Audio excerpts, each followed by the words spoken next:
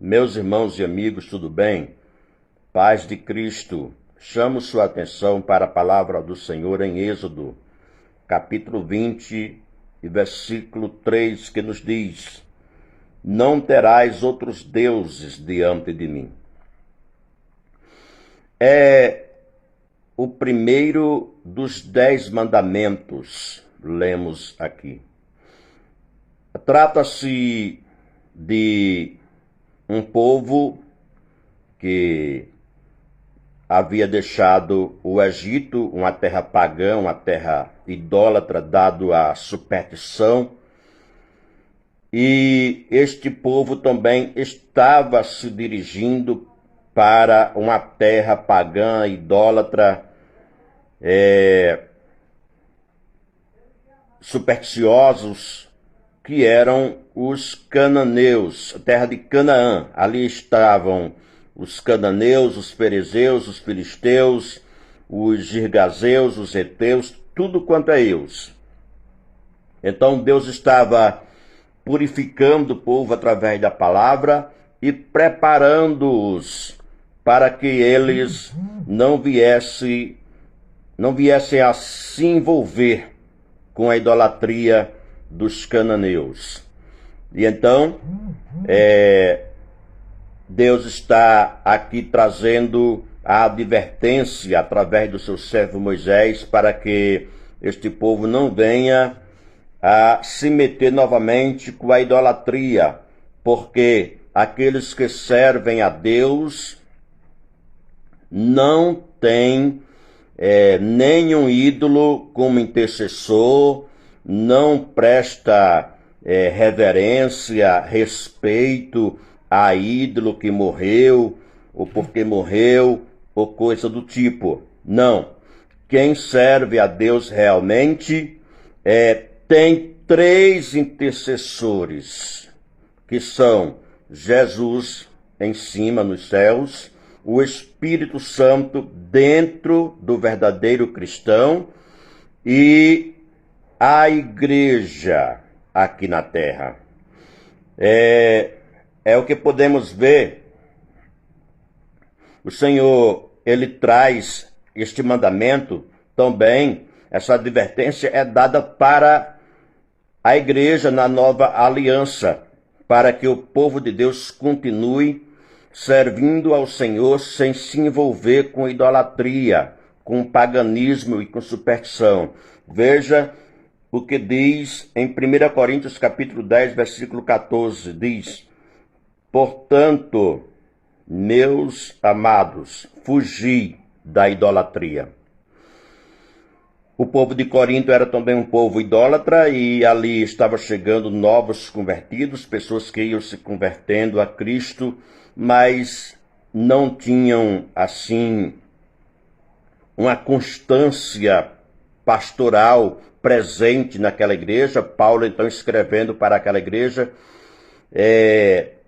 trazendo, assim, uma tolerância aos irmãos, mas não ao pecado da idolatria. Ele traz a advertência para que fujam da idolatria, fujam do paganismo de Corinto, que se você agora é cristão, está servindo a Cristo, nova criatura é. E quem diz que é cristão não aceita idolatria, não parte para esse lado. Veja quais são os intercessores que nós temos. Primeiro é o Senhor Jesus Cristo, conforme Hebreus capítulo 7, versículo 25 diz: Portanto, pode também salvar perfeitamente os que por ele se chegam a Deus, vivendo sempre para interceder por eles. Jesus é o intercessor em cima nos céus. Segundo intercessor é o Espírito Santo dentro do verdadeiro servo de Deus, conforme Romanos capítulo 8, versículo 26, nos diz assim: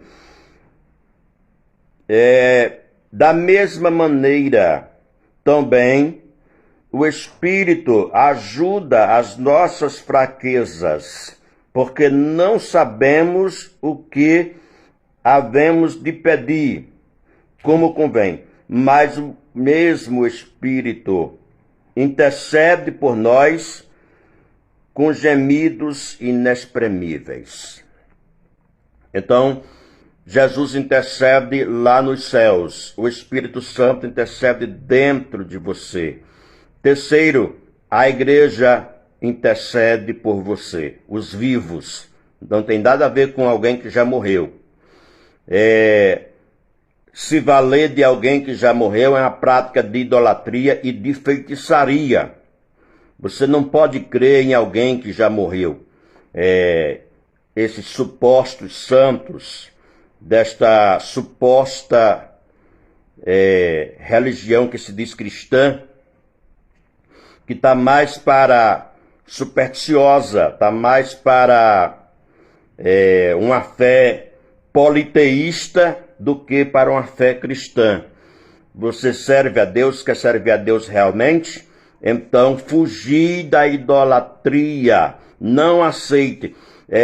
Os supostos santos que dizem que intercedem por nós, não podem interceder por nós, porque estamos no mundo dos vivos, os vivos que intercedem.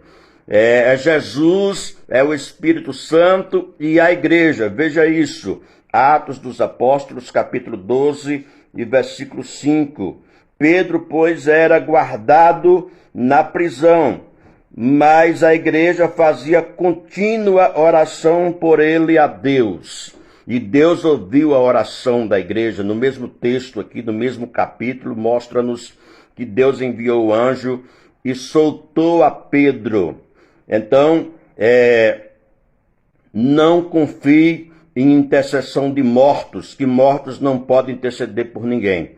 Confie na intercessão de Jesus Cristo, do Espírito Santo e dos vivos irmãos que têm a mesma fé, que ora em seu favor.